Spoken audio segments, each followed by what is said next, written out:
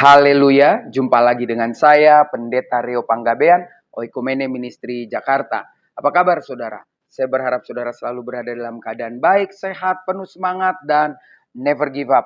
Jangan pernah menyerah.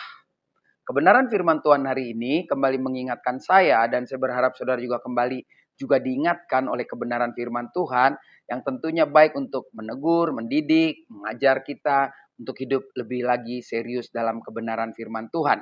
Dan ini menarik ketika Paulus mulai terang-terangan berbicara tentang kepalsuan-kepalsuan yang ada di dalam para pemberita Injil yang pada saat itu berusaha menggeser Paulus di dalam pengabaran Injil yang dilakukan bersama timnya, bersama rekan-rekannya. Nah, akhirnya Paulus mengungkapkan seperti ini.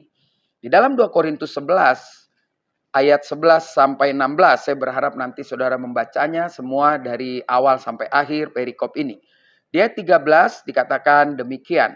Sebab orang-orang itu adalah rasul-rasul palsu, pekerja-pekerja curang yang menyamar sebagai rasul-rasul Kristus.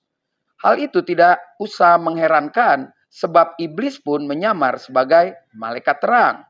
Jadi bukanlah satu hal yang ganjil jika pelayan-pelayannya menyamar sebagai pelayan-pelayan kebenaran. Kesudahan mereka akan setimpal dengan perbuatan mereka. Ayat 16, kuulangi lagi, jangan hendaknya ada orang yang menganggap aku bodoh.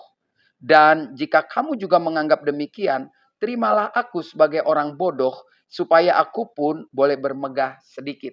Jadi Paulus ingin mengatakan, orang-orang yang sudah terpengaruh dengan pengajaran-pengajaran baru, ya nggak apa-apa kalau bilang saya bodoh, nggak apa-apalah, minimal sedikit saya bisa bermegah. Tetapi yang menarik di atas kan dikatakan bahwa banyak penyamar-penyamar, banyak pembohong-pembohong, banyak penipu-penipu dengan kemasan rasul, kemasan kebenaran firman Tuhan, padahal mereka mencari keuntungan sendiri dan akhirnya menyesatkan. Pada bagian lain juga Tuhan Yesus mengatakan ketika dia memperingatkan hati-hati dengan orang-orang yang sudah duduk di kursi Musa.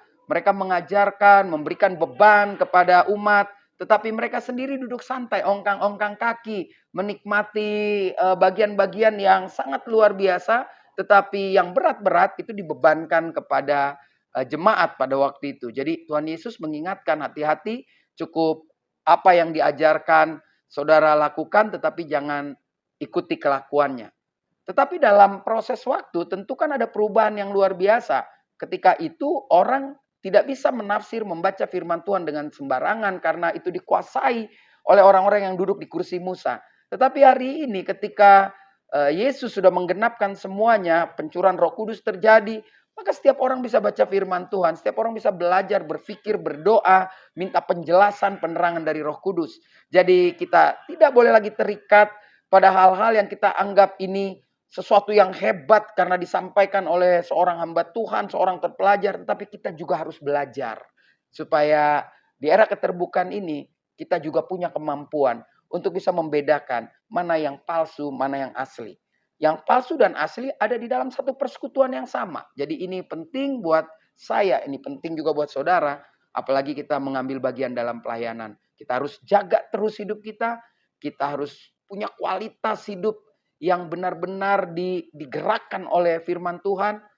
Dan pada akhirnya kita juga bisa membedakan siapa yang memberitakan kebenaran, siapa yang sesungguhnya memalsukan kebenaran firman Tuhan. Tetap semangat, saya Pendeta Rio Panggabean, Oikumene Ministry Jakarta. Sampai jumpa pada perenungan berikutnya. Tuhan Yesus memberkati.